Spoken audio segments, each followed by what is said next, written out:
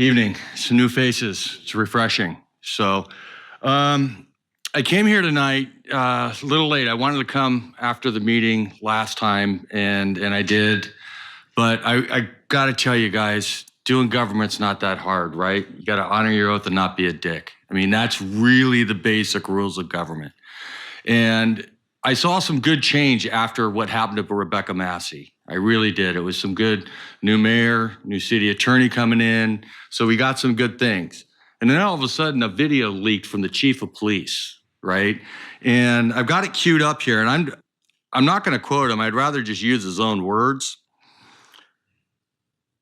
But essentially what the chief is saying is we're all crazy. Moment here to get this out real quick.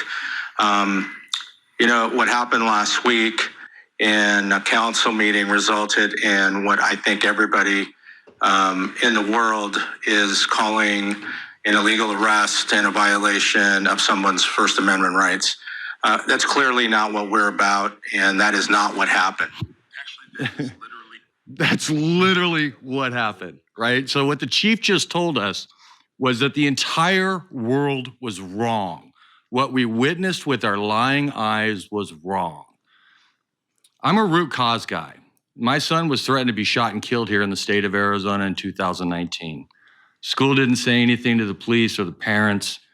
I took action. I got the law here changed, right? 15,541 and 330,312, right? Now, I got it mandated where the schools have to say something if there's a threat of violence in schools. So I have a challenge to you guys. How about we make constitutional training mandatory for the police? The police aren't going to do it themselves. So the only way that that's going to happen is it's going to come from this council. And this council is going to have to mandate that the police officers who serve the public understand the Constitution that they took an oath to serve. We saw 2 oaths being taken here. And what are the very first things that you swear that oath to? It's the Constitution. What's the very first law in the Constitution? It's the First Amendment. And if every one of your police officers can't recall the 5 protections codified in the First Amendment right off the top of their head, what are they doing with the badge and gun? If they don't know what our freedoms are, how in the world can they protect them? And the chief put that on full display when he leaked the video to the world that we're all wrong and we didn't see what we saw. Take care of it, City Council. I challenge you. Thank you. I believe this first name is Grande Johnson. Yes, Grande Johnson.